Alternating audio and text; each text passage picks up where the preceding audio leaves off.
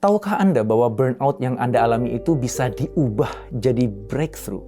Rasa lelah yang sangat diubah jadi terobosan, baik dalam bisnis, pekerjaan, ataupun kehidupan. Ya, bisa. Dan begini caranya.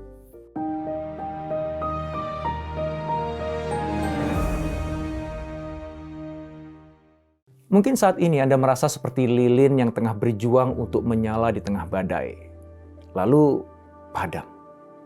Tubuh Anda masih bergerak, tapi jiwa seperti tertinggal di belakang. Anda menyelesaikan tugas, menghadiri rapat, mengejar target, tapi Anda nggak ngerasa apa-apa. Itu tandanya Anda sedang mengalami burnout. Burnout bukan tanda bahwa Anda lemah, tapi bahwa sistem di dalam diri Anda terlalu lama hidup di mode bertahan, survival mode. Fokus Anda jadi menyempit, emosi Anda lebih reaktif, dan kemampuan untuk melihat gambaran besar jadi memudar. Dalam kondisi itu, ingatlah bahwa bersama kesulitan ada kemudahan.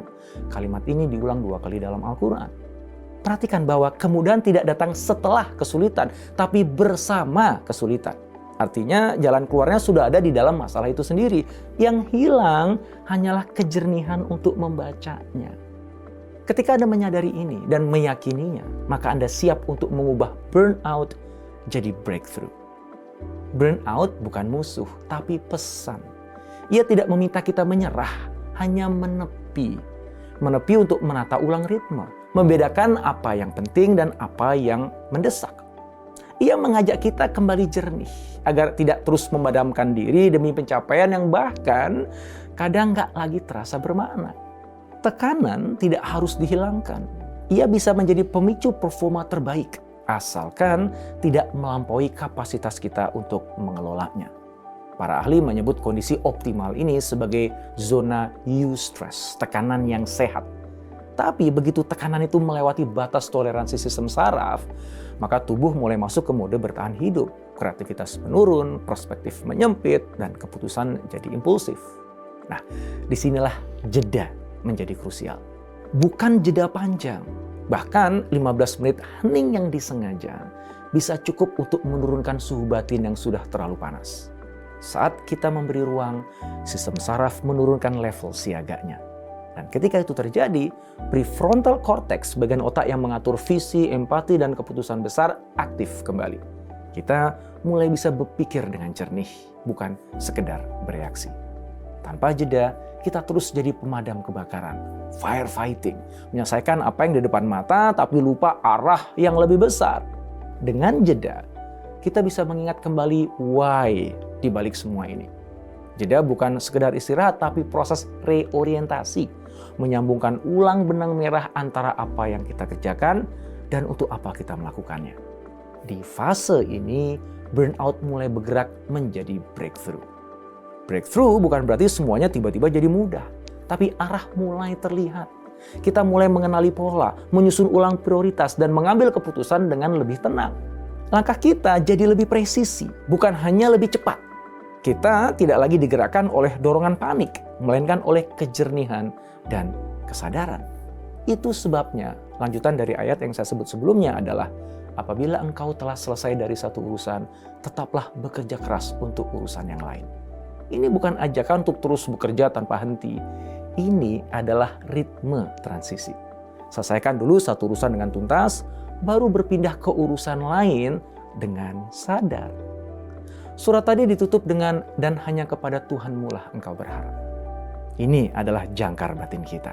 Dalam dunia yang bergerak cepat, kita butuh sesuatu yang tidak berubah. Tempat kita bisa kembali menguatkan niat, membersihkan harap, dan mengingat kembali. Kenapa kita memulai semua ini?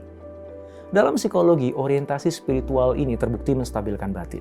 Ia mengurangi kecemasan, menjaga harapan tetap menyala, dan mencegah tekanan berubah menjadi beban kronis.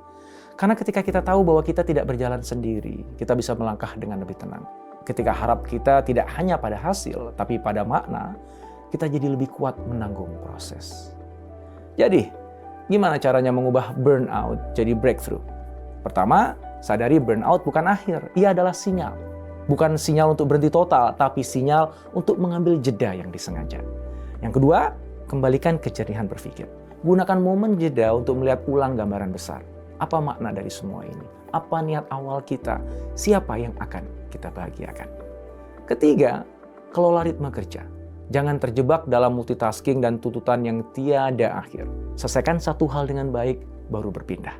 Karena ritme yang teratur memberi ruang bagi jiwa untuk bernapas.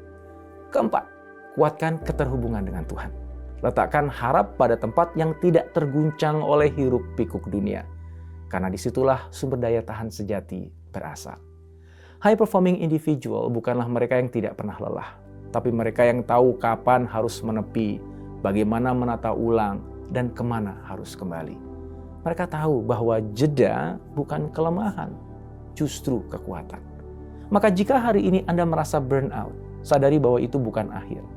Mungkin itu undangan.